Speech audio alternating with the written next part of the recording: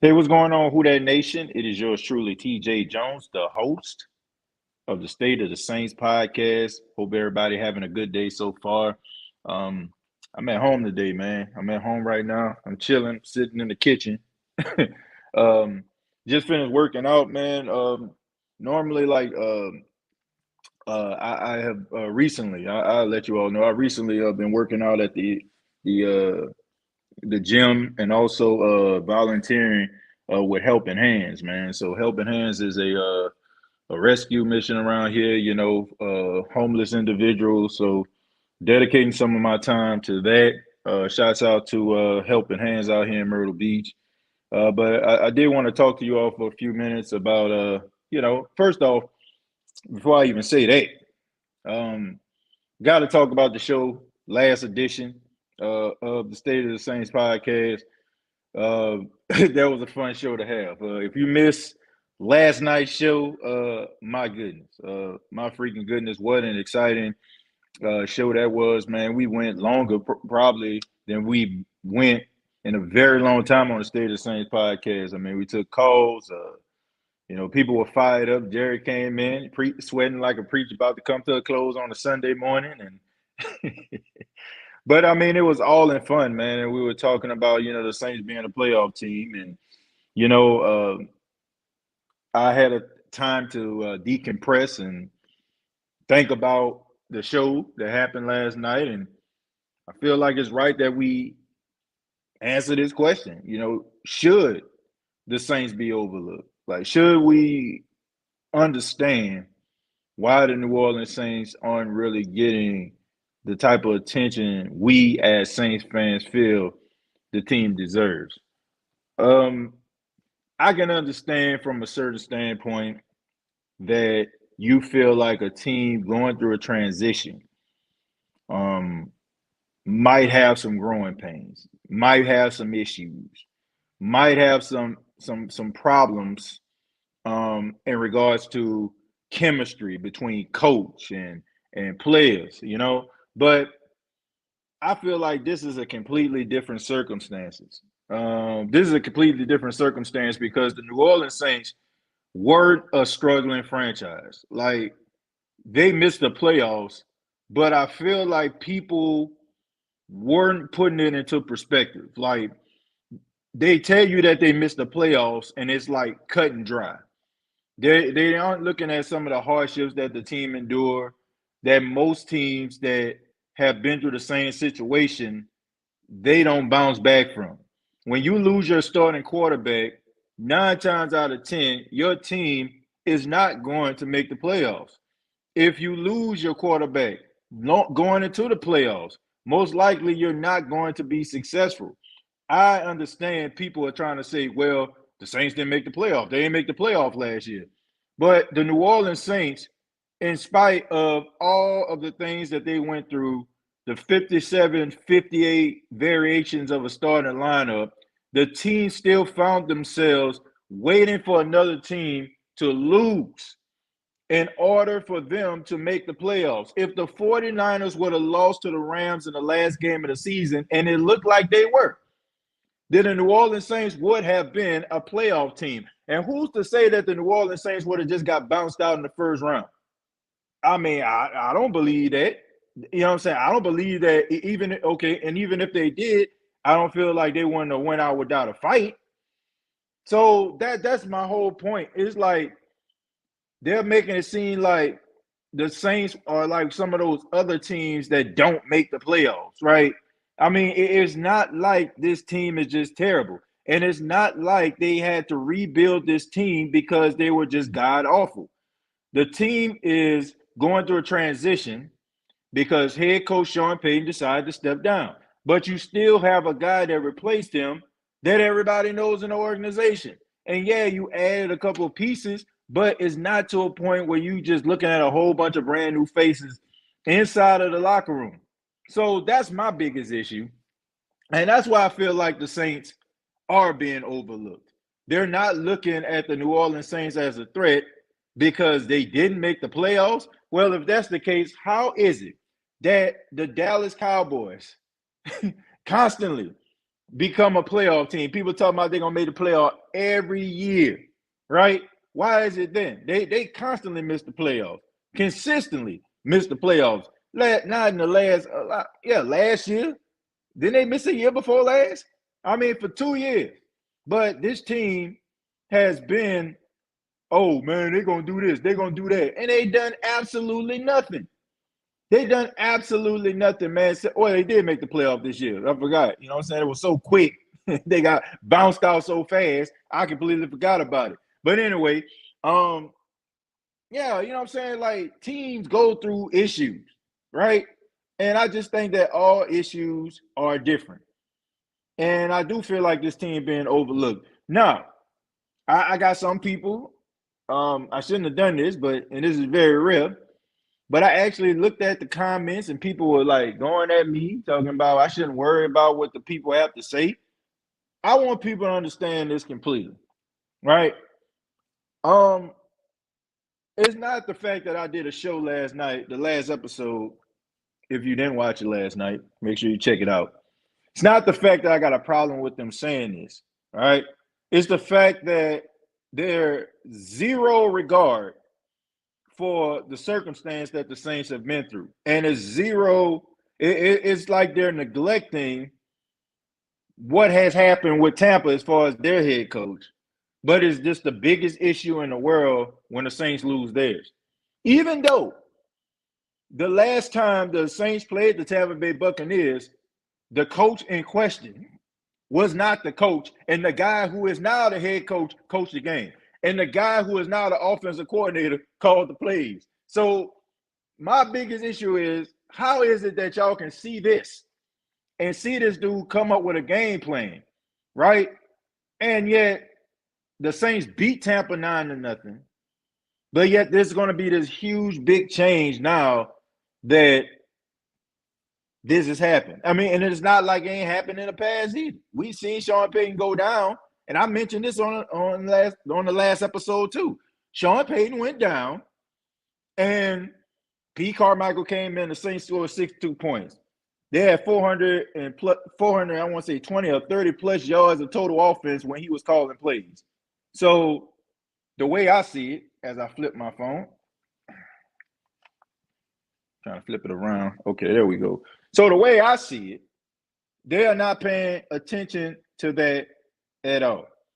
But I digress. I'm going to hear from you, man. Anything goes on this one. This is Saints Q&A, even though, you know, the topic was, should the Saints be overlooked?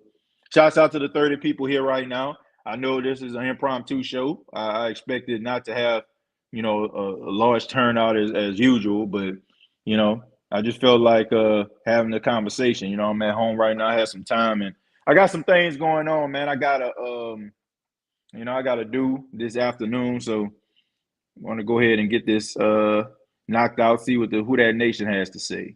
All right, let's see. It says, shout out to Donald, Michael, Keen Arthur, Aaron, Campus, and a few others. Yeah, man. Shouts out to all the people out there, man, who made the show what it was, man. They did a really good job making the show what it was last night. It was really exciting.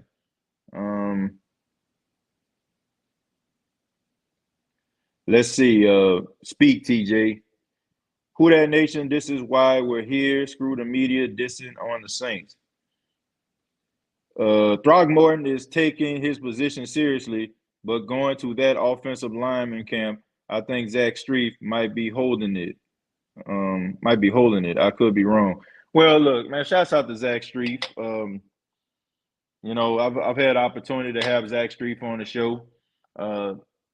Don't know him particularly well, but I mean, I know he's a really good person.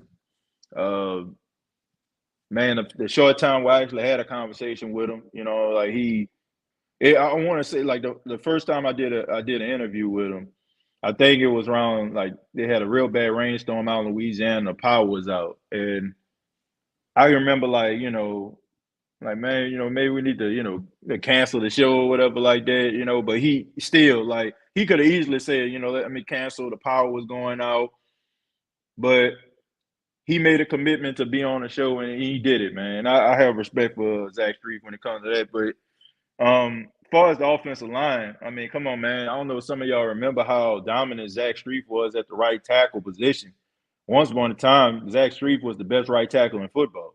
And I don't think it's a coincidence that his successor, Ryan Ramczyk, just as good, if not better than he is. Okay, I mean, he kind of came in towards the twilight of Zach Streif's career, and I mean, he did an outstanding job, you know what I'm saying, helping this guy become a pro. So I have nothing but the utmost respect for Zach Streif, the human being that he is, and also, man, the coach that he is. I mean, I think that the offensive line is going to be fine, and I think he's going to be coaching, offensive lines for years to come if he chooses to do so.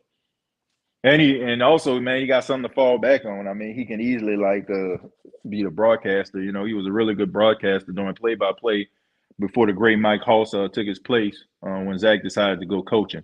For real, TJ, you bring up Dennis Allen, but not Tampa coaching leaving is biased. Oh, absolutely. Okay. I mean, I'm pretty sure they'll say, well, Tampa got Tom Brady. They got Brady. Brady, oh, Brady. Like, who cares, man? You know what I'm saying? Like, you can have whoever you want to, but if you have an incompetent coach, you ain't winning nothing. I mean, you might, what I'm saying, be able to win a couple games because you have some good players and maybe a quarterback can get you, but there's gonna come a time where you're gonna have to make adjustments, and if you're not making those proper adjustments, you're gonna get beat to sleep. I guarantee if Russell Wilson came to New Orleans, the national media would be saying we are a Super Bowl contender. I agree with that. I agree with that. It's all like all of this has a lot to do with the fact of people don't have respect for Dennis Allen and they don't have respect for Jameis Winston. They don't. They don't have respect for these guys at all, and that's the biggest issue. You know what I'm saying? Like if this was some other quarterback, that's been established, then I think we'll be having a completely different conversation. The fact of the matter is they're so hard on the Saints because they don't know what the Saints are going to do. And once again, when you're in broadcast and media, your credibility is like your meal ticket, right? If you lose credibility and lose support of the people, then you're not going to be on television anymore. And a lot of these guys, they want to go more for a sure thing. And of course, you got some characters out there that, regardless if a team suck or not, they still gonna root for them because that's kind of their shtick, or they're gonna root against them. If that's kind of their shtick too. But for the most part, guys that are trying to establish themselves, they're not going to hitch their wagon to a team that they're not sure about. From that particular standpoint, I understand, but I do not, and I can't support when people just completely jump out of the window and just like Chicken Little, just saying the sky is falling. You know what I'm saying? Like I just, if you're not doing your research, if you're not doing your due diligence to say, okay, man, this is how I feel and this is the reason why.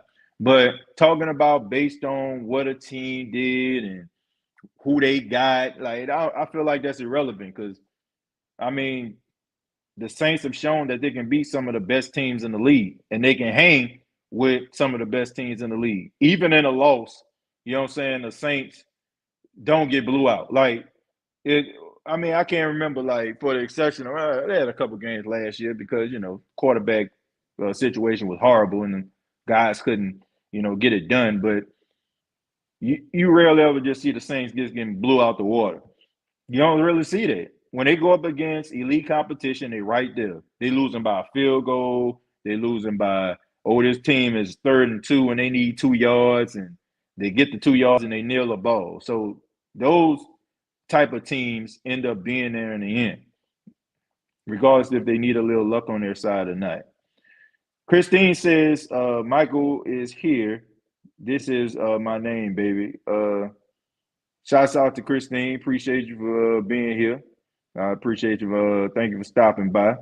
Jeffrey says the Saints are better as underdogs. Let them continue to be overlooked. Look, the Saints be an afterthought, or let the Saints be an afterthought. If this team wanted respect and recognition, they would have to take it. Win the title this year. I agree. I agree. I agree with that sentiment. But at the same time, it's just why they're doing it, Jeff. It's not because they're actually doing it. It's why they're doing it. I say this all the time, and I don't know if people just think that I'm just be saying this because I'm a Saints fan, but it's true. The NFL is about nostalgia. It's about like making these teams from yesteryear, putting these guys at the top. You know what I'm saying? They always trying to roll out some Chris Sable NFL film type stuff. You know what I'm saying? And talking about the frozen tundra and all that kind of stuff back in the day. Vince Lombardi on the sideline saying, "What the hell is going on out here?" They love nostalgia. They love anything that resembles nostalgia. That's why we flock to the movie theaters when our favorite movie come out, right? That we grew up watching as a kid. That's why Ghostbusters will always, have a cult-like following. That's why Scooby-Doo, you know what I'm saying? Like movies that were from yesteryear. People flock to the movie theater to try to watch these type of movies because it's just the nostalgia aspect. They elevate the teams with historically that have been historically known for winning, for football excellence. And regardless if they're down for 15, 20, 30 years, if you're the Cowboys, they're still going to try to elevate those guys. That's the only logical way I can explain it.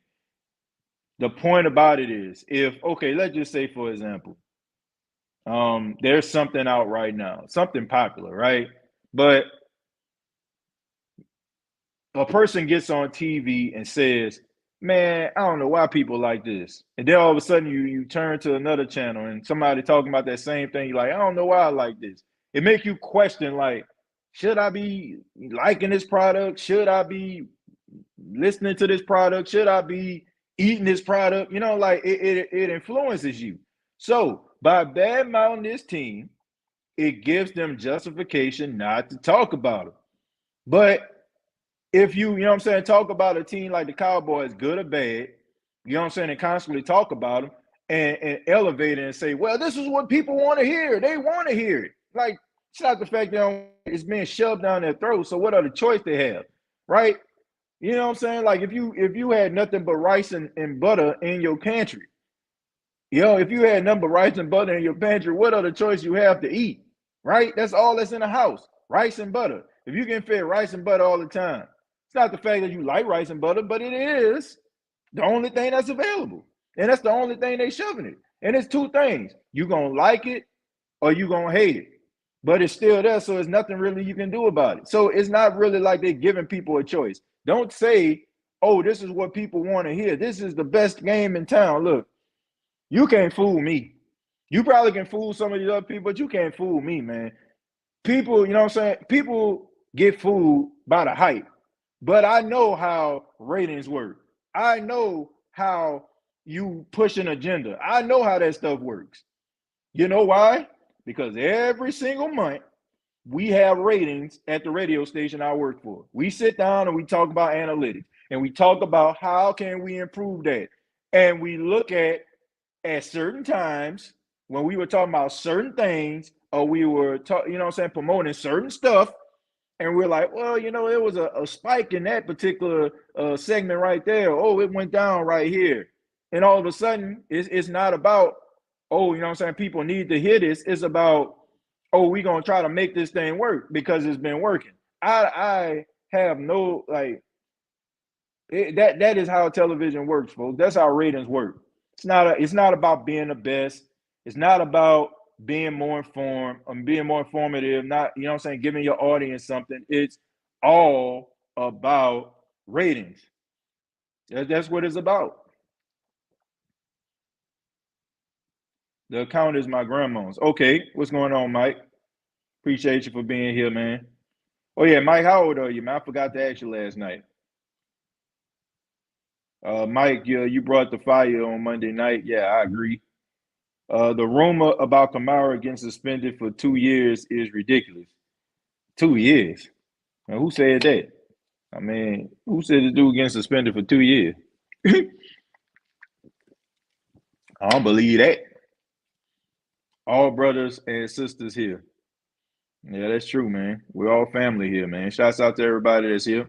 Want to give a quick reminder. And I ask if you're a moderator or you have a few minutes, if you can copy the link and paste the link of the Therapy Couch podcast inside of the chat for me, I appreciate it. Therapy Couch podcast episode number 2 will be available on tomorrow. We'll be going live again on the State of the Saints podcast channel, just to try to get the word out. We're gonna be doing episode number 2, man. So if you enjoy, um, if you enjoyed like the first episode, I encourage you to check out the second episode. We'll probably do it like around the same time we did the first episode because we had a nice little turnout, and people. I feel like people were just getting off work or they were off work at the time, and I'm gonna try to do it on days where I can constantly do it live. I'm gonna have to kind of flip it around, people, because my wife. I try to adjust my schedule around my wife being at home because I don't really, I don't really feel comfortable, you know, doing shows and what I'm saying, having to look after Paxton as well, man. I try to. I don't want to be neglectful, what I'm saying, to him. Like even though now he's at a point he'll sit next to me, but at the same time, we're trying to help him, and he's starting to learn how to develop when it comes to speaking and stuff like that. So I try to give him as much as my time. So it's going to kind of fluctuate according to days, but based on like my wife schedule, being off and being able to be able to do the show. So it's probably going to fall between like a Wednesday or Thursday. But it's going to be a weekly show. We're going to be doing it every single week, and it's going to be live. So if you didn't check it out, it's going to be live on the Therapy Couch Podcast YouTube channel for the first time this week. We stomping on next this season, and I bet we still won't get the respect. We just going to show them. Yep, that's all you can do. The NFL evaluates teams that have the largest fan base because those fan bases generate a heck of a lot of money for the NFL. That is true. That is a very good point. It's all about the almighty dollar. So basically, everything that we look at is an illusion to me. Because it's not about who the best. It's about who generates the most money. It's about who get you know what I'm saying who gives people the better bottom line. So that's my whole point. That was my whole point. That's the only point that I'm trying to prove. That it's not about who's the best. It's about who gonna bring in what. But I have to say this. In the world of sheep, and I'm not calling people. I'm not calling you all sheep, but I'm saying like if you are a sheep, get in where you fit in. We know that we fall for the trends, right? Anything hot, anything relevant, we flock to it, right? So riddle me this. Let's just say the Khan family, right? The owners of the Jacksonville Jaguars, if you watch wrestling, they own AEW. Let's just say, for example, if they was always in the news, right? Let's just say if they played Jacksonville Jaguar games on primetime television.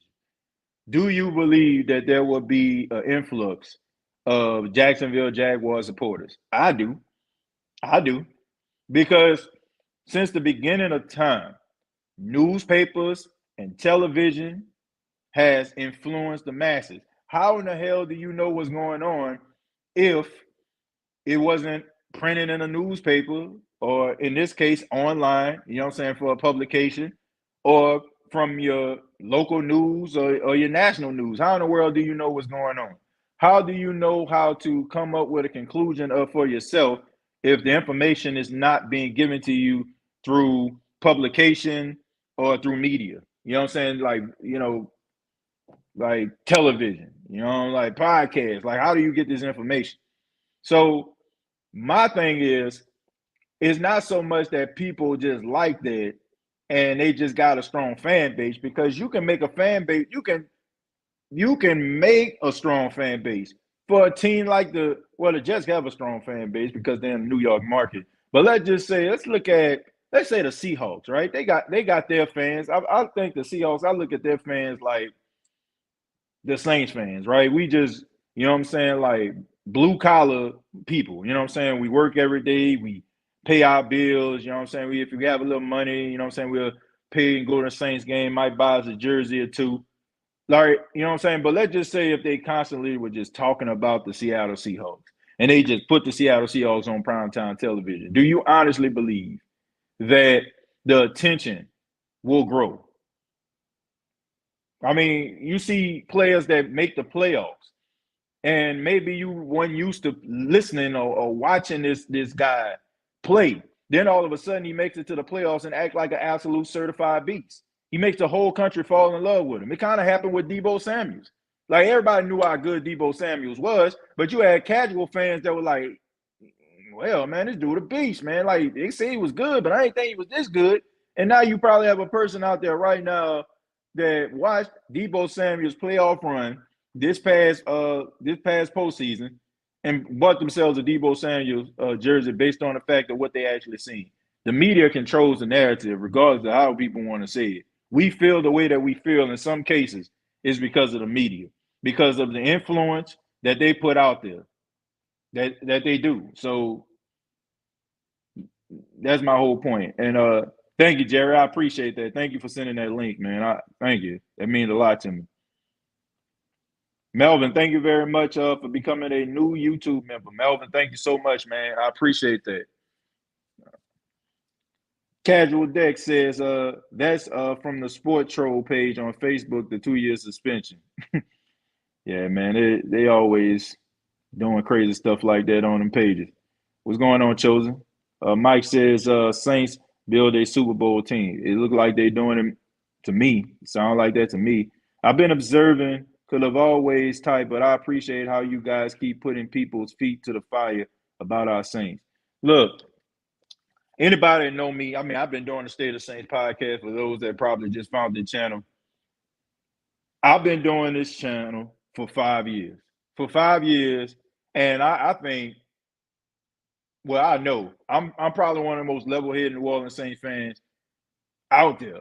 If the Saints were not good, I'd be like, man, look, they ain't deserve to be talked about. If that day ever comes, I'm gonna tick a lot of people off because I'm gonna tell it like it is. If that day ever comes and they're like, man, they ain't even worth talking about because they're not, you know what I'm saying? I hope that never happens. But if that day was to come, I will get in front of a camera, behind a microphone, and be real. Okay? But I just feel like the way they are approaching the New Orleans Saints is just completely unfair. It's not right. And you can't just sit up here and just dismiss this team like they just bottom feeders or something like that. And you know what I'm saying? And not putting into perspective how they missed the playoffs. You know what I'm saying? Like, if you look at the Saints were one of the last teams that didn't clinch a playoff berth. When you happen like that, that means that, you know, like you might have like a struggling season, but you still was there in the end. It's not like these guys were like the Falcons, right? They knew they was eliminated from playoff contention week 1. You know what I'm saying? Or like the Jets, right? They knew as soon as they said the 2021 NFL season is underway, they knew they weren't gonna make the playoffs. Okay, so you have to give the Saints credit, man, but they don't. And they're not putting it into perspective. And I'm not expecting them to sit up here and, you know, be defenders of the New Orleans Saints, but I would like for them to put it into perspective. And it just bothers me because I don't know, man. Maybe I'm just not cut from the same cloth. Maybe I'll never be, you know what I'm saying, like like that one of those big time media people. But I refuse to sell myself short. Just so people can pay attention to what the hell I gotta say. If you don't get on board now, you never will. And I just feel like people just be doing this stuff. They just do this stuff because maybe, you know what I'm saying, like, well, the media world, for those that may want to fall into it one day, you might want to do a podcast. Hell, you might want to get into commercial radio one day. It is a very competitive business. They got some snakes out here ready to stab you in the back in every which way. There are so many people out there that's willing to take your spot. It's just the truth. And how do you stay on top? Well, you know what I'm saying? You try to be as flamboyant, as charismatic as you possibly can to solidify yourself. you know. So I mean, but I don't know, man. I believe in integrity. I believe in, you know, giving the people the right information. And if I don't know, I don't know. I don't feel bad about that. Like if I don't know something about the team, somebody correct me, I don't care. You know what I'm saying? Because I don't know everything. You know, but there's a level of arrogance out there, you know, that people have, and I don't like it. Yep, especially when they win a lot. Also, that's true. The Saints have the narrative of getting knocked out of the playoff, but what about Green Bay? That's what I'm saying. Nobody talk about Aaron Rodgers, you know, going 13-3 for like 2 seasons, home field advantage 2 years in a row, and get knocked out of the playoffs. Nobody ain't talking about that though. Nobody talking about how the 49ers came in Lambeau and slapped them boys around. Nobody was talking about, you know, how these boys just shrink under pressure. Yeah, they'll talk about it for a little bit, but you don't see people like when the Saints were losing in the playoffs, they were like adamant, man, yeah, they're doing good, but what about the playoffs? When it comes to Aaron Rodgers, they are choke artists. Okay, if you're going to call the Saints a bunch of choke artists, then you need to call the Green Bay Packers a bunch of choke artists. But they don't. They don't. The Green Bay Packers can fail in the playoffs, but those same individuals will be right back there again saying that these guys are going to go all the way. Well, how is it that they get the benefit of the doubt and the Saints don't? And don't give me that stuff about, well, they had Aaron Rodgers. They're doing the same thing when the Saints had Drew Brees. Drew Brees, arguably the greatest quarterback of all time. So it's not like I can't accept, okay, they have Aaron Rodgers.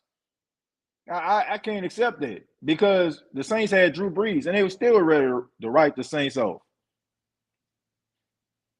TJ, you coming back home? I get to meet the host one day. Well, man, I'm trying to, man. I've been applying to different places.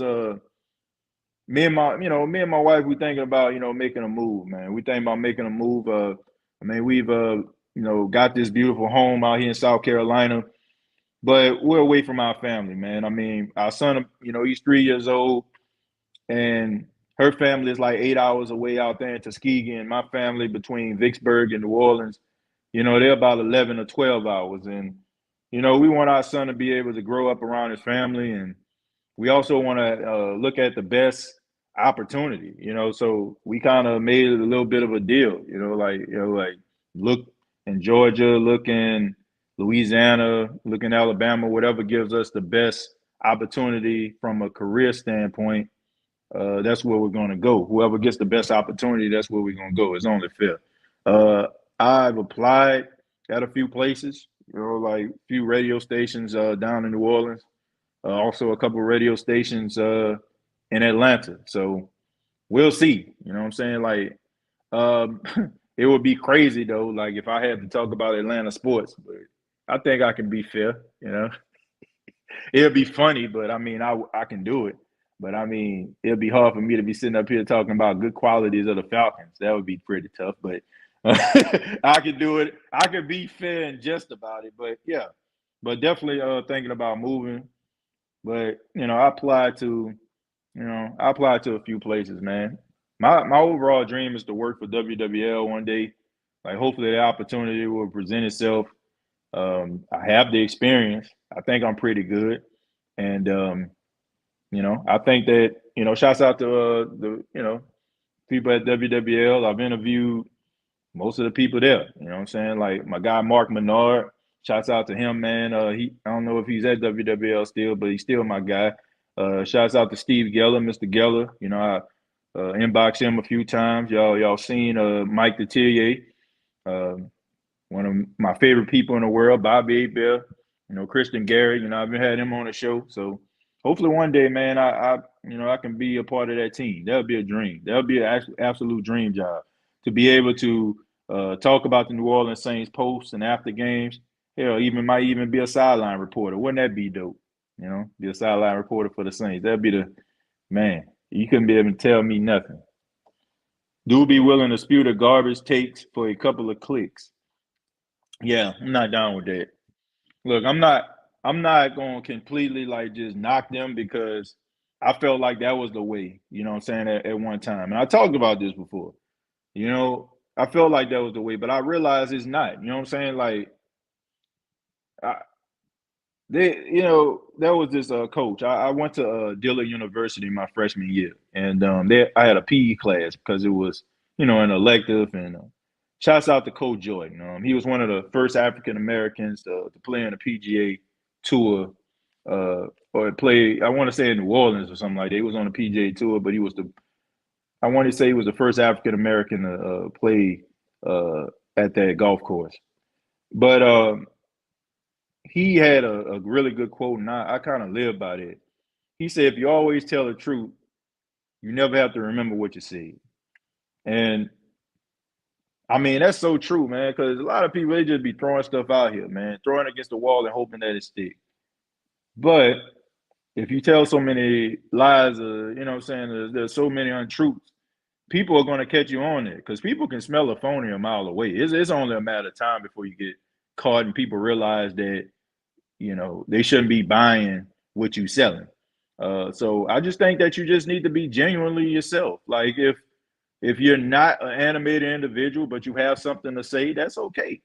If you can get your point across and you're happy and satisfied with what you're doing, that's fine. But I think what people go wrong, they build their formats and they build their platforms by just going up with hot takes, like stuff they know people gonna be like, man, what did he say? He said what? It's kind of like that. Um, yeah, I don't feel like that's the right thing to do. Anybody that's out here trying to make anything work, you got to be yourself, man. You got to be yourself, and don't look at what other people are doing and thinking, oh man, that can work for me. I can do that. Nah. If you're saying the words I can do that instead of I am that, then maybe you need to go in a different direction. I mean, that's how I feel about that. I've seen a little bit of a conversation going on here. It says the only one who defend the Saints is Dan, just like he defended Matthew Stafford. Well, Dan Orlovsky, yeah, I think he pretty fair. I mean, they know he is, and they need that. I mean, Dan had opportunity to leave.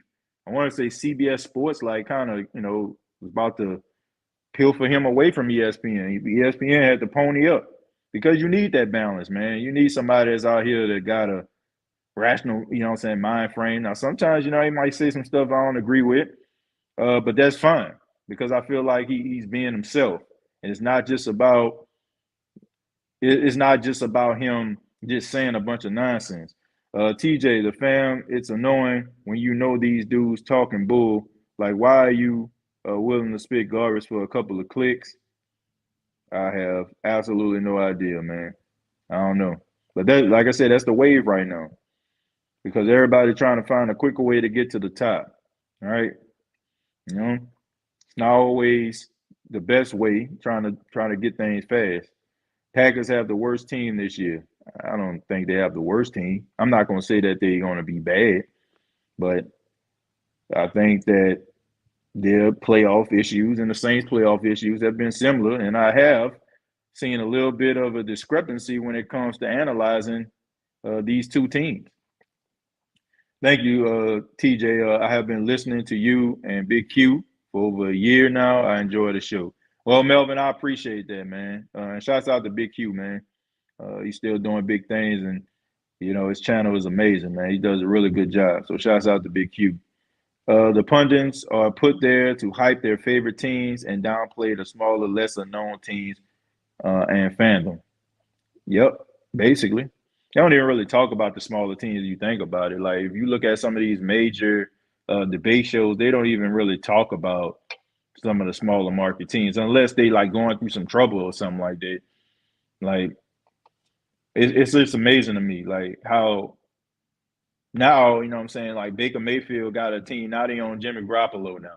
You know what I'm saying? I don't know if people notice that now. It's like, okay, well, Baker got traded. Well, we would talk about, oh, he ain't good enough. He ain't good enough to make a team. He can't make a team. He's not good. He's not gonna be good. Oh, wait, he got traded to the Carolina Panthers. Okay, well, he found the team. Who else they got? Well, Jimmy Garoppolo's still out there. There it is. Jimmy Garoppolo. Let's talk about him. Now Jimmy Garoppolo is public enemy number one. I mean, it's amazing, man. It's amazing how they do that. Bobby Abel show for you. Yeah. I mean, yeah, Bobby Abel, man. I've interviewed Bobby Abel twice. Um, and shouts out to Bobby Abel, man. Good person, man. Good solid guy. I mean, that's no facade. Like him and Mike the when y'all hear them on the radio and them talking, that's them. You know what I'm saying? Like I've had the privilege to talk to them before the camera started rolling. That's them. That's their personality. Like that's who they are. Yeah, come to the ATJ. Help me clip some dirty birds' wings. Yeah, man. Look, I mean, it depends on the best opportunity, man. I would love um to go back home. You know what I'm saying? And be able to work for a team I grew up rooting for. I mean, could y'all imagine like the man how that would feel? Like that would be a dream job, like to do that. All right. But I mean, the opportunity has to present itself. If it don't, then I got to do what's best for me and my family. And one thing I have to say, man, I love my wife. I think my wife understands my dream. And when I told her about, I'm going to be applying in Louisiana, like she was like, okay, you know what I'm saying? Like she wasn't like tripping or anything like that. Like she understands the type of, you know what I'm saying, like direction that, my career could possibly go in. So, but yeah, you know what I'm saying? I'm looking, you know what I'm saying, as far as like, opportunities. I mean, I have experience and I mean, I have some options, man. Like seriously. Like what been kind of holding me back last month, y'all probably knows I ain't really did too many shows. It was because, my station manager is about to retire. And I've been working trying to possibly, saying be his successor. It seems like, he wants me to be that, so I've been working and kind of just doing like some of the station manager jobs. So it's not like if I, stayed here, I'll be like have opportunity to actually run an entire station. But yeah, that's why it would be a great job to have. But my my passion is what I'm doing right now. So it's win-win right now. Love TJ cuz on this show he gets straight to the point. Good to hear from a real Saints fan. Yeah, man, we don't try to cut no corners around here, man. And I mean, this is a show, this is a podcast where we have a topic, of course, but the show goes as the chat goes. I can end up talking about the Saints defense, and we might end up talking about bed sheets or something like that at the end of the show. Like you don't never know where the show is gonna go, but I just feel like I love it the way that it is. Do you think the Saints did good in minicamp? I think minicamp is minicamp, Mike. I don't think you can really put too much stock into it. I mean, guys got on shirts and shorts. You know what I'm saying? Like it looked good, but let's put the pads on and see what these guys are really made of. I think that training camp is going to really be the deciding factor to see what type of team we actually have out there in New Orleans. Cartel says, what's happening, TJ? Love the new look logo lately. This one too hard. Yeah, man. Shouts out to my guy Mike Wills, 87. Y'all can follow him on Twitter for all the graphic designs. This is so crazy. Mike has been doing my logos since 2013. I want to say, yeah, 2012 as a matter of fact. From 2012, and I have never met Mike before, like ever. I've never met him. And the crazy thing is, he stays in Columbia, South Carolina, and I stay in Myrtle Beach, which is about 2 hours away from him. But I said, man, we're gonna have to like link up one day. But he does an absolutely great job. And the best thing about Mike is, I just describe what I want to him, and he just makes it come to life. I mean, it's amazing how he never misses. Like he designed like the classic State of the Saints podcast logo with the Fleur de Lis and the State of the Saints on there. And then we transitioned to just the words with the SOTS on there. And And then now, you know what I'm saying, we got the helmet. You know what I'm saying? We got shirts available right now, man. So if you want to get that new logo on the shirt, we got them available right now on teesprings.com. All you got to do is search the State of the Saints podcast. So we got those available and some other merchandise. But yeah, man, he does a really good job. Mike Wills 87. If anybody's looking for like a graphic design, and he got you, man. Does a really good job. And he does like logos for like other like bigger name, you know what I'm saying, YouTube people out there. I know he like been doing like some graphics and stuff like that for wrestling podcasts and stuff like that. Yeah. Um Notification from the Saints app on my iPhone. They announced their training camp schedule. Okay, that sounds good, man. Gotta make sure I check that out. I don't know if it's raining outside or air conditioning just kicked on. They saw your tweet about coming to New Orleans. You made a decision yet? No, not yet. I was just saying, chosen. It depends on the opportunity. Me and my wife, you know what I'm saying, we just kind of just throwing some fillers, you know what I'm saying, fillers out there, trying to figure it out, trying to see what the opportunity is. And you know, like I said, I applied to not only Louisiana but Georgia as well, and also looking at Alabama, even though ain't nothing really going on in Alabama. But Georgia or Louisiana to me would probably be a good spot where I feel like both of us would be more comfortable. Um, I think my wife would be comfortable. You know, I mean, she's a healthcare professional, so I mean, I think that she would be good. I mean, she's been doing it for almost a decade now, but you know, I think that she'll be happy with that. You know, it's all about man, it's all about opportunity, man. So whatever opportunity presents itself. TJ, love it when you sing. TJ, at least I do. It's funny and very entertaining. That about it is, man. You know, I don't start the show like, okay, man, I'm gonna sing today. It just um depends on like how I feel or like the topic at hand. And that's why, you know, like I said, that's why I love the show because it's organic. We don't do no script here. I ain't looking down at no notes. Even if like I try to even like some of the stats I try to memorize, you know, because I don't want it to get away and be like all scripted and be looking down at notes and all that kind of stuff. Now I might pull up some information or something, but try to make it as organic as possible. Saints will have 9 practices at the Oxford Sports Performance Center, times and dates to be announced later. Okay. I think I just seen you sent me an email, Jerry, and I appreciate that. I think I just seen that notification come across there. I want to say I think I did.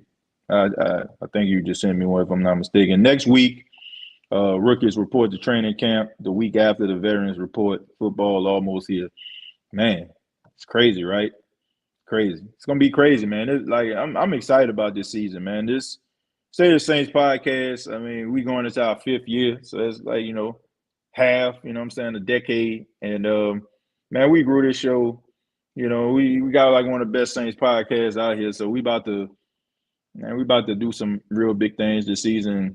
And we're gonna try to get ourselves some good quality guests on the show to talk about this team. Scroll down a little bit, take a few more, and then get up out of here. You know what to say? What's happening, TJ? I mean, what's happening? Who that's and TJ? I'm late. It's all good, man. We just kind of just shooting the breeze. If Honey Badger would have went anywhere else, they would have been hyped up. But since it's the Saints, I'm telling you now, yeah, they're gonna talk about his imperfections. Oh, is he? Does he still have anything left in the tank? If he would have went to the Eagles, Honey Badger, hey, like man, you people fake, man. You know, I honestly feel like if Tom Brady would have came to no, I take that back. No, they would have been hyped. They would have been hyped.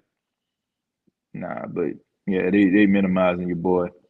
And then Colin James is just too goofy for me narrative. Well, I mean, you don't get no goofier than Colin Cowherd. I mean, to be honest. Rudy says, it really irks me that a lot of people only look at the stats numbers of a player. Why not players have similar numbers? Well, stats do kind of tell a story, but it doesn't tell the whole story. I just think that they try to validate players by stats, you know, and that's the only thing. Like you can't be sitting up here telling me that look, if you play football, it's just absolutely ridiculous to me how they can just say one player is the reason why this team is just a champion. Football is the biggest, like the most team sport ever, you know what I'm saying, in American sports to me. Like to me, if you have a baseball team, right, and you got a slug out there, and this dude can like send them over the yard more times than not, you gonna win some games, right? You know what I'm saying? Like you gonna win some games. If you have a basketball team and you have two guys on your team, one is a good pass, and the other dude can light it up 50, 60 points, you're gonna win some games, right? You know what I'm saying? If other guys go out there play a little defense or whatever, but football, you gotta have offense, defense, and special teams. You can have the best quarterback of all time. If you don't have a defense can stop nobody, you're not gonna win nothing. If you don't have a running back that can run in between the tackles and catch the ball out of the backfield, you ain't winning nothing. I feel like it's just absolutely ridiculous that you feel like one particular person is the reason why a team just wins all the time. Like, no, it helps, but it's not the deciding factor. Like we know this. If that's the case, then the Saints should have had multiple Super Bowls because Drew Brees lit it up statistically. Doesn't always tell the story, folks. Doesn't always tell the story. You know, sometimes like the narrative, you know, and trying to solidify people with stats is always the best thing to do. That shirt you had on the show last night, Refs Blue, that where to find it. Man, I had that shirt.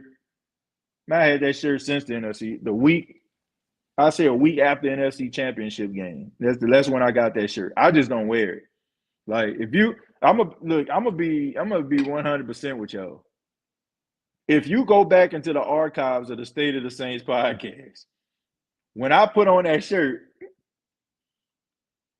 the show is different. You know what I'm saying? Like I pull that shirt out when I'm about to unleash. You know what I'm saying? Like really bring it. I never wore that shirt, and I don't know, man.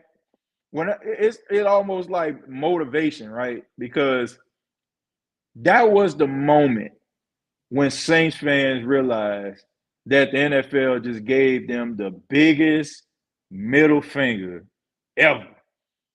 Like it was so blatant and so obvious. Like, we don't want you in the, you know what I'm saying? We don't want you here. We don't like you. Like that's what that was. That's what that was, man. And I don't know, man. When I put that shirt on, it just reminds me of that moment. You know what I'm saying? So I be in FU mode. You know what I'm saying? Like when I put that shirt on. You know, like that's what that shirt symbolizes. So when I put that shirt on, I ain't just putting that shirt on just to have it on. You know, that shirt motivates me to bring it. I saw a YouTube video with a doctor saying that Mike Thomas' injury was very serious and that basically he won't be an elite player because of it. If that's true, I don't think we can win it all. Well, that's why you have those other guys coming in like Chris Olave and Jarvis Landry. But I will say this: I don't know if you checked out the podcast that I did with orthopedic surgeon Dr. Jesse Morris. He talked about that, and I did that with him like a year ago. Like Dr. Morris. If I was to play that video, it sounds like it's so up to date that, and also it just legitimizes him as being a great orthopedic surgeon because he said this. He said, "Yeah, he can come back, but he may not be the same," and he missed another entire season because of it.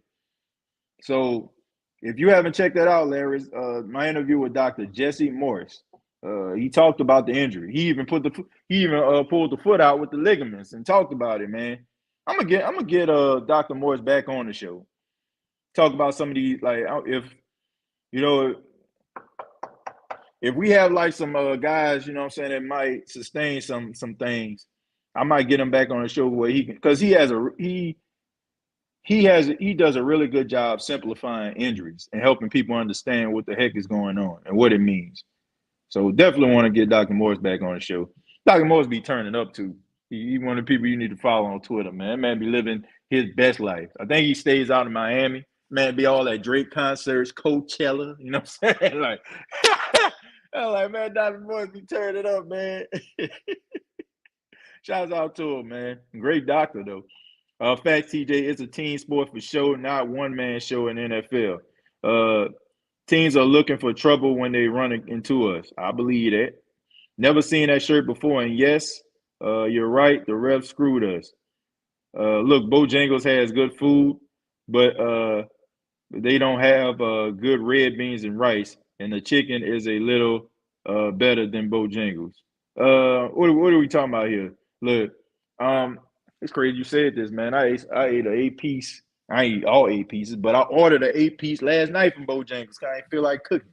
But but yes, their chicken is good. That chicken was slapping last night, man. Even my wife, she came home from work. She was like, "Yeah, that chicken was good."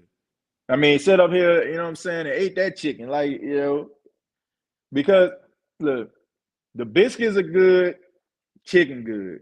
Everything else, I mean, I don't know, man, kind of watered down. I'm a church of chicken guy, man. I ain't gonna lie to you. Popeyes, you know what I'm saying? Like that's everybody, that should be number one. Okay. That's everybody number one. All right. When I was best chicken I ever had, not gonna lie. Best chicken I ever had, always go back here when I go home on North Galvin Street, Papa Seafood. Now I don't know if Papa's still out there or not, but their chicken is the best to me. So I gotta always stop at the Staples when I go home. I always go to Cajun on Claiborne. I always go to Papa's. I always stop at Magnolia, the store I used to go to growing up. See Big Mike and Big Rob every time I'm in town. I don't know if they still working there or not. I know their sons. I think their son may have taken over and they kind of retired. But yeah, man. I mean, those are some places that I always go to. I always go to the old stomping ground. I always stop by Culver High School because it always amazed me how it looks now. I stopped at um, I stopped at St. Rock Seafood, even though it's not on St. Rock no more. I stopped at their rallies on St. Claude. I'm just telling y'all, like, with places you'll catch me. If I say I'm in a city, I'm at a few places. You know what I'm saying? I'm at a few places. But as soon as I touch down, I'm talking about I don't even put clothes at the hotel or you know what I'm saying, at my brother house where I'm staying at. I don't even wait no time. Like I go right to Cajun. Give me a hot plate. Give me a shrimp and chicken platter, man. I mean shrimp and fish platter. Man, shouts out to Cajun seafood, man. See, people be thinking, man, when I go there, I'm gonna go to Cafe Du Mas and go to Emerald. Man, forget all that glitz and glamour. The best food you gonna get from them corner stores. You want yourself a really good hot sausage on French po' boy, shrimp po' boy, go to the cracks. I'm telling you right now, for all my people ain't never been to New Orleans, love the Saints, never been to the city, they in the cracks. I don't know if Spider's still open. I don't know if We Never Closed still open. They was open again last time I was down there. Been a minute, but I'm telling you, those are the places, the corner stores, the Magnolias. Those are the stores that have the best food. Emerald Lagasse, they just selling y'all LED lights. You know what I'm saying? And LED lights and feng shui. You know what I'm saying? That's all good. You know what I'm saying? It might get you some points with your, you know what I'm saying, with your lady or, you know what I'm saying, your lady friend or, you know what I'm saying, your guy might get you some points. But, you know, it's all good. You know what I'm saying? But they ain't hitting better than some of them corner stores. I'm sorry, man. Look, if the grease ain't coming through the bag, you know what I'm saying? Everything ain't good just because it got canola oil in it. You know what I'm saying? Just because it got olive oil for that thing. You know what I'm saying? Like, for real. Sometimes, man, you need to let that grease hit through the bag, man. You know what I'm saying? When you digging at the bottom of the bag for the fries. Yes, folks, we hit that part of the show. We about to come to an end. But, but yeah, man, like sometimes, yeah, those are the best spots, man. When when they give you so many fries, you have to dig them down in the bag, and you pull that bag out. You got ketchup, napkins, and fries on it, and the napkin all oily and stuff like that, because fries bleeding through the bag. Wake up the next day, fries stiff, but they still hidden because they salty and good. Yes, sir. Those be the best places, man. Those be the best places. Hood stores, the best, TJ. I might be going this week back to New Orleans, work related, but we killing time. So tell me where I need to go. I ain't been in a city in a while. So, but the place I used to go to, and they there, they still there. Um, Cajun seafood, because if you like boiled, you know what I'm saying, boiled shrimp or boiled seafood, it's there. If you want like a seafood platter, it's there. Um, yeah, I mean, like I say, Spiders, that's like around St. Bernard. I think they still there. They got the best hot sauce po' boys to me. Um, I mean, they got a couple places, man. I'm pretty sure they got some new place that came up. You know what I'm saying? I always go to China, like stop at China Inn on I want to say it's on Franklin Avenue. You know what I'm saying? Like right down the street. Well, I used to catch the bus at all the time, man. I always stop there, get their shrimp fried rice because they used to have them big shrimp up in that thing. Um, Circle, you know what I'm saying? You got to go to Circle Food Store, you know what I'm saying, just to go up in that thing. I always like. There's no particular reason why I go to Circle Food Store. It's not like something that they just sell, but it just always get something from there. You know what I'm saying? Because I mean, it's like me giving back to the city. You know what I'm saying? Because Circle, my goodness, how many checks my mom cashed at that place? How many checks I cashed at that place? You know what I'm saying? Working at Foot Action or working at Athlete's Foot or something like that. You know what I'm saying? Like how many? My goodness. So I always like try to give back with to them, man. Crispy Crunchy Chicken and any Valero gas station. Yeah, crispy crunchy chicken. But here's the thing, Ryan, which you probably know. But crispy crunchy chicken, I mean, it's all up in Mississippi, right? It's all up in the seal. Like you got crispy crunchy chicken. Shouts out to Yazoo City. They got they got a crispy crunchy chicken up in there. But by crispy crunchy, I mean the old lady in the back. You know what I'm saying? Cooking with Lord. Y'all know what I'm talking. Because that chicken be crispy and crunchy. Then she putting that cayenne up in that thing. Man, I had to stay away from there. Like, yeah, a short time when I was working in Yazoo City. It was right after I left Dallas, Texas. I was still working at CVS at the time, managing there. And I used to stop at his gas station getting his crispy crunchy chicken, man. I almost got like 15, 20 pounds, man. I was out here almost looking like Andy Reid. I was like, man, I gotta stop here. I gotta stop going here, though. I said, I gotta stop, man. I gotta stop, man. I can't be here. I can't do this no more. All right, a few more, man. A few more. Jules says never close. Used to have the best po' boys in the city. Yeah, we never close on Chef. Yeah, yeah. Chef wasn't just known for ladies of the evening. He was also known for. Yeah, they were also known for we never close. Some of them even have the fried corn on the cob. Yeah, crispy crunchy chicken all over Virginia. Yeah, that's true, man. The crispy crunchy chicken everywhere. The new address for chicken. Po' boy, I have. Let me see. Po' boy, I've had was Good Bees, Madisonville, at a gas station named Overstuff. Well, look here, Rudy. Like I said, any gas station you go to, you're gonna get a good po' boy. Like I never had a bad hot sided po' boy from a corner store nor a gas station. I just haven't. I haven't. Now, be that as it may, I didn't really go too many places. Like, like some people like, man, you growing up in New Orleans, you went to this, that. Mm-mm. When you have a religious family, you go to church every Sunday, and your grandfather is a prominent, member in the community. I mean, you got to pick your spots, okay? Because, you don't want to do anything to disrespect family and stuff like that. That was just the way that it was. Some of y'all know what I'm talking about if you grew up in a church-going family. But there was only a few places I can go. My mom tried to make sure she protected us. I mean, she was doing what moms do, right? She wanted to know how violent the city was. She knew If you be caught in the wrong place, it won't be good for you. So she kind of kept us in like the Ninth Ward vicinity, but we had opportunities where we actually, went places. I really didn't go to Metairie and Kenner and stuff like that unless, shouts out to my grandmother. I know she probably watching this. She had her birthday. Birthday was last week, man. So, make sure y'all wish her happy belated birthday. But she used to go to like Kenner and Metairie, to pay bills and stuff like that.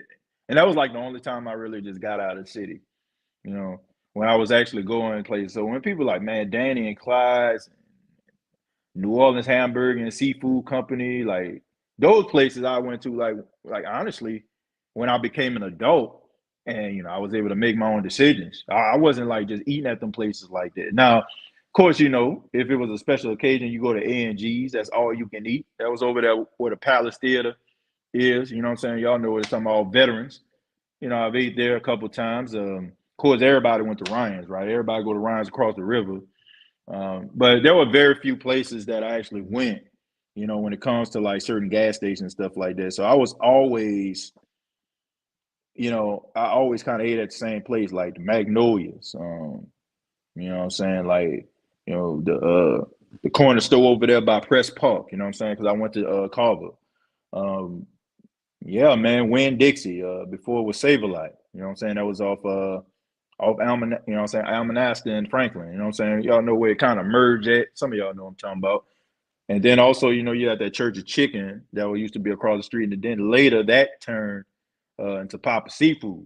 So it was like very few places that I actually had to eat at. And then when we moved on a street called Rabbit Street, it was, right over the Franklin Bridge. It was back there where some of y'all probably know what I'm talking about, on Franklin Avenue where they made the floats at.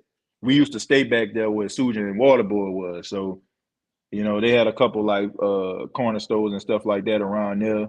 You know what I'm saying? You kind of had to walk under the overpass, the I-10 overpass, in order for you to go to the gas station. They sold hot sausages and stuff like that. You can get yourself a big shot. I'm just reminiscing right now, man.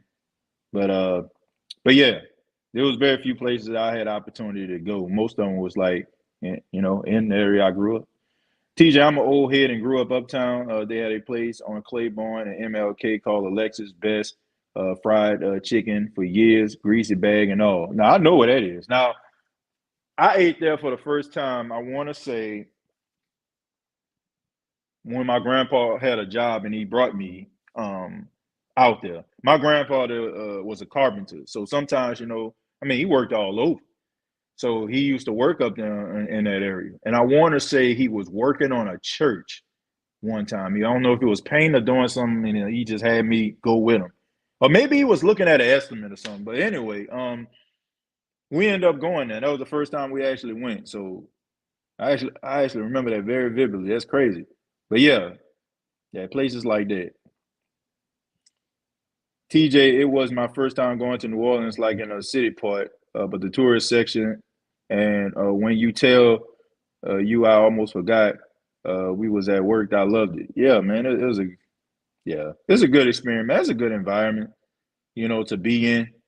Working in, being in New Orleans. I mean, I love the city. I love it.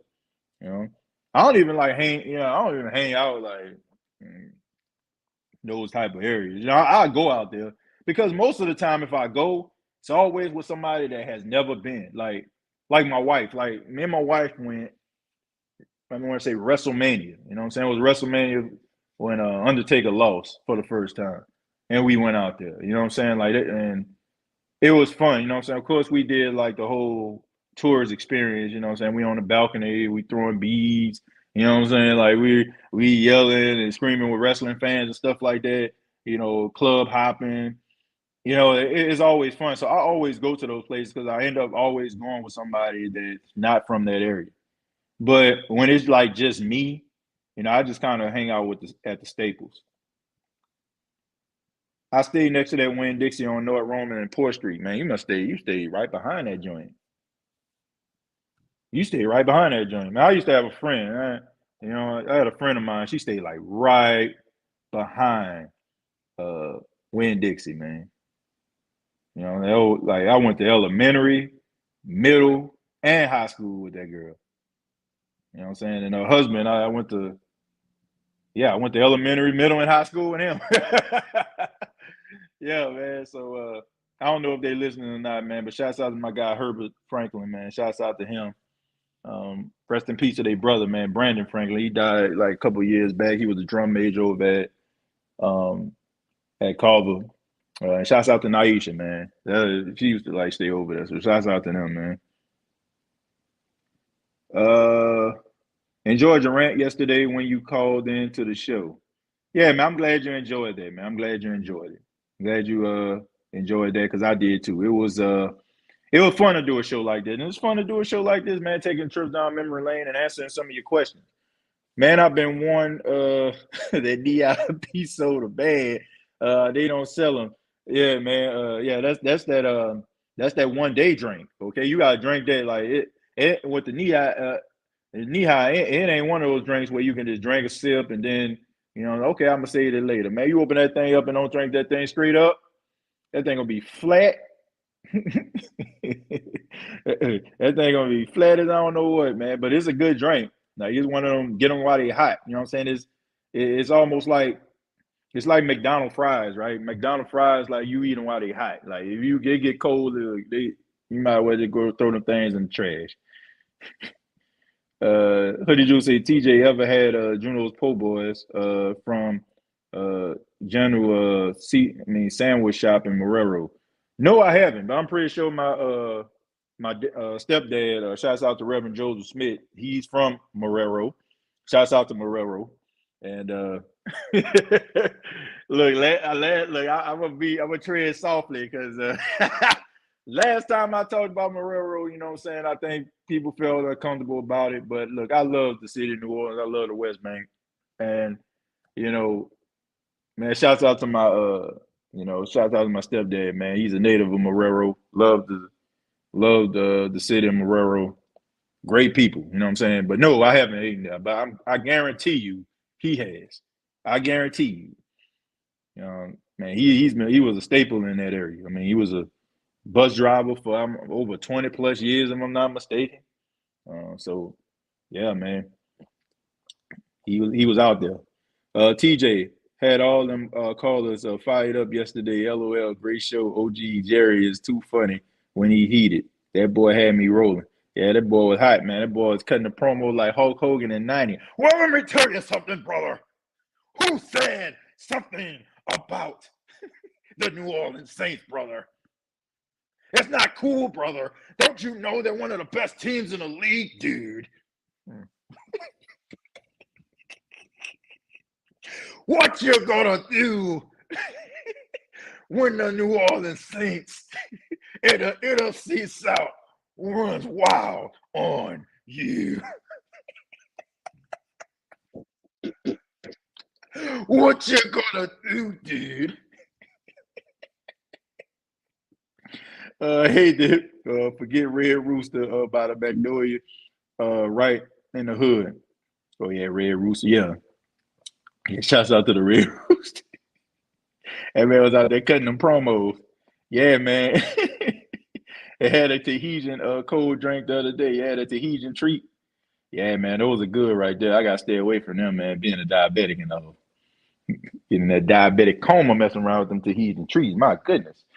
But I want to say thank you all for checking out the State of the Saints podcast. I really do appreciate it, brother.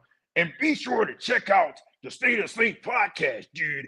Subscribe to the YouTube channel, youtube.com. Search the State of the Saints podcast. And also facebook.com, search the State of the Saints podcast.